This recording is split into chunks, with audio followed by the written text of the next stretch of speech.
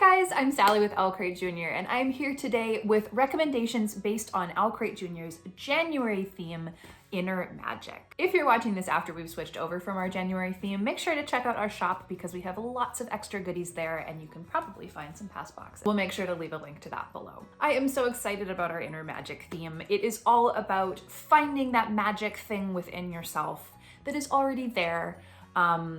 Everybody in the world has something about them that is magic and that is just theirs, whether it is something from a fantasy story that is like actual, you know, wands and witches kind of magic, or just that beautiful little spark inside of you. That is what the whole theme is about. So I have put together here a list of 5 great middle grade series that feature characters that discover their inner magic and then that thrusts them into a wild adventure. I definitely went with some obvious ones here because they sort of formed the middle grade genre that we know today, but I also included a couple that hopefully you are a little less familiar with that you can go and check out. So away we go. I will start with maybe the most obvious one, and that is Percy Jackson. The Percy Jackson series, if you aren't already familiar, and I have to admit that I actually have not read all of them. That is on my 2021 list to finish this amazing series. This whole series is so fun and action-packed, and like I said, it's sort of the loose template for many other mythology series that have come after it, but Percy Jackson is all about Greek mythology. Riordan also has ones about Norse mythology and Egyptian mythology that followed after this series, but this was his original one. Yeah, they're so much fun. If you haven't read book 1, Percy finds out that he, is a demigod, like I said, meets a bunch of other demigod kids at Camp Half-Blood, but it turns out that the characters from Greek mythology think that he has stolen this lightning bolt, and he hasn't, but he has to figure out who has in order to clear his name and protect his family and his new friends and everything. I feel like you all probably know about this series, so I don't need to say anything else about it. Next up, we have Tristan Strong Punches a Hole in the Sky by Kwame Mbalia. This is a series that started, I think, 2 years ago. I believe the 3rd and final story is coming out sometime this year, which I'm very excited about. At the opening of this series, we meet Tristan, who I believe is 12 years old. And he is struggling with grief because he and his best friend were in a bus accident and he was not able to save his friend. And now all he has left of him is this journal that the two of them would write stories together in. To help him deal with his grief, his parents decide that he should go and spend the summer with his grandparents. On his first night there, he wakes up in the middle of the night and there's this little creature in his room, and it is stealing this journal, which is, like I said, the only link that he still has to his friend. And why would somebody want to steal it? It's just this book that he and his friends were writing stories in. But he gives chase and he follows this little creature to the bottle tree in the backyard. And while he's trying to get it back, he punches the tree, and that opens a rift into a whole other world. So this world that he is suddenly falls into, basically falls through the sky into, is called the Mid-Pass, and it is full of the characters that he has grown up hearing stories about, like John Henry and Brer Rabbit, and a bunch of other characters from African American and West African folklore and mythology. It is also super fast-paced, super exciting. There's a couple of very funny characters, like the one who tries to steal the journal, does steal the journal. Yeah, it's a wild ride. I've only read book 1. I have some catching up to do with numbers 2 and 3. Yeah, fun, exciting, and also talks about slavery and the legacy of slavery and how all of these folklore stories came to be and the significance that they have. It's just fantastic. It is also one on the Riordan Presents imprint, which is there's more that I'm going to talk about from that imprint because basically all of the books that have come out are fantastic in that imprint, and they are all about mythology from you know, all kinds of different cultures around the world. Tristan Strong punches a hole in the sky. Book 3, final book, comes out in October. The third book that I'm going to talk about may come as no surprise to anyone who has seen me talk about books at all for the past 3 or 4 years, and that is Nevermore. This is the first book, The Trial of Morrigan Crow. The third book just came out in the fall. We did a special edition box for it. I'm obsessed with this series. I think about it all the time. I love it so much.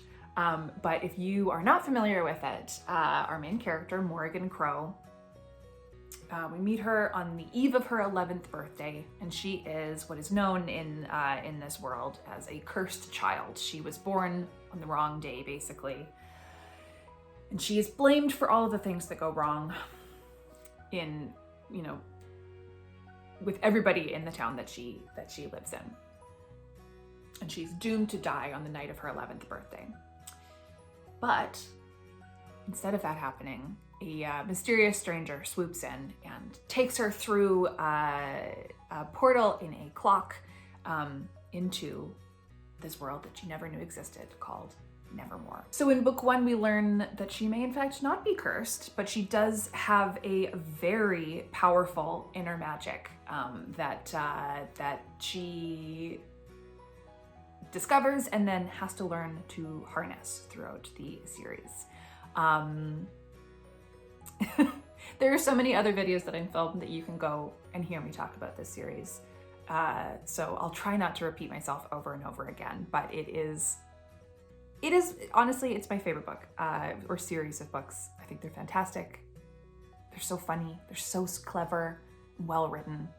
And the inner magic, both in Morrigan and all of the friends that she meets along the way, friends and enemies, is just, it's thrilling. You need to read this series. Lots and lots and lots of great magic in this one. Next up, we have The Legend of Greg. This is the first in the epic series of failures series by Chris Rylander. We included the first one in our June 2018 box. My date might be wrong there, but we definitely included it. This is another great series of a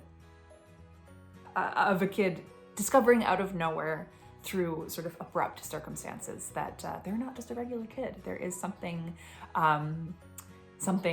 brewing inside, and something that is, you know, they were born into, and they're just discovering it now. Greg, when we first meet him, is just a seemingly normal kid trying to get through life, trying to just like survive in his very elite prep school in Chicago.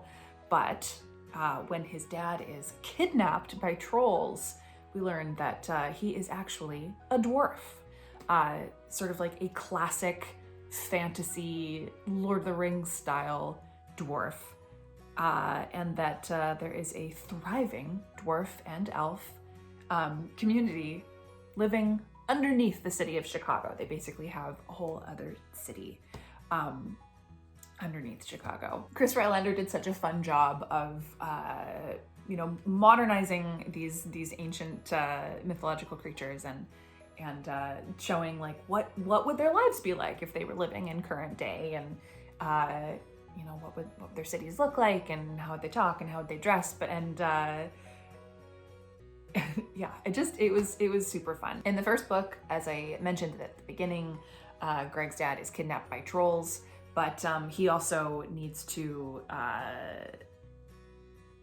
try and prevent all-out war between the societies of dwarves and elves, because they are bitter rivals.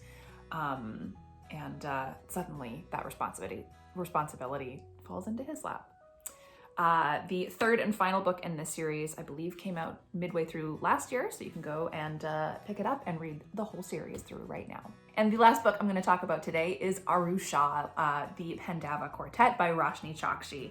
I'm also super far behind on this series. I loved the first book so much. I have started the second book, but I think I'm going to listen to the audiobooks because I have heard that they are so well done. In book 1, we meet Shah, whose mom runs the Museum of Ancient Indian Arts and Culture. And I believe that they actually live in the museum.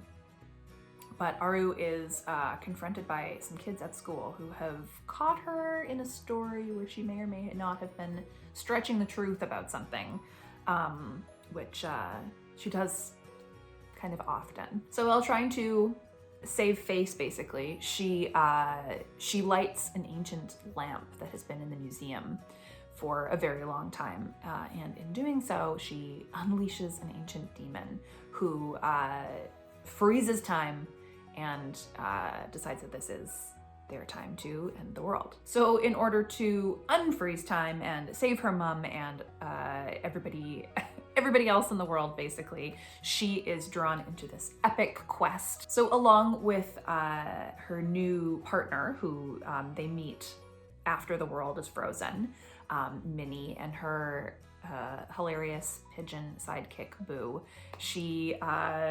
they have to save the world. It is so fun and so funny, and the 4th and final installment comes out in April of 2021. So you can catch up on the first 3 and then go and pick up number 4 in the spring. So those are my top 5 inner magic books inspired by the theme.